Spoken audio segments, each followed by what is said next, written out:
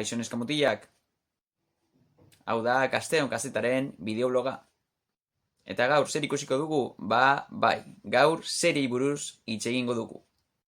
Gaur egun zenbait plataformek hainbat aukera eskaintzen dizkigute. Serieak gure egunaren parte bihurtu dira. Atsedena hartzeko, pentsatzeko, bikotearekin ikusteko, ala besterik gabe denbora pasatzeko. Baina zeintzuk dira serierik hoberenak? Hementxe ikusiko ditugu. Komediazkoak nik gomendatzen ditut bi, The Office eta The Big Bang Theory. Dramazkoak Breaking Bad eta The Bodyguard.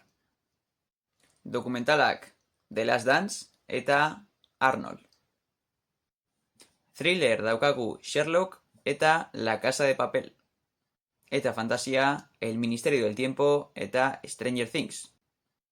Serie hauek guztiak oso onak dira eta niri behintzat asko gustatu zaizkit. Gustuko baituzu, bideo bat egin aldiogu serie bakoitzari. Oso bitxia da nola ezaugarrien arabera, pertsonaien arabera, testu inguruaren arabera, serieak transmititzen dizuna oso desberdina da. Nire ustez gizonei erreparatuta, Benedict Cumberbatch eta Richard Madden gaur egungo aktorerik hoberenak dira. Eta emakumei erreparatuta, Kaley Cuoco eta Emily Bobby Brown.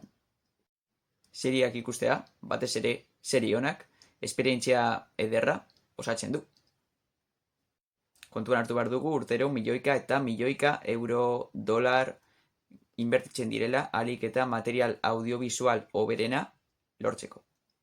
Zeintzuk dira zure serie gustukoenak? Hau izan da Gazteon kazetaren bideobloga.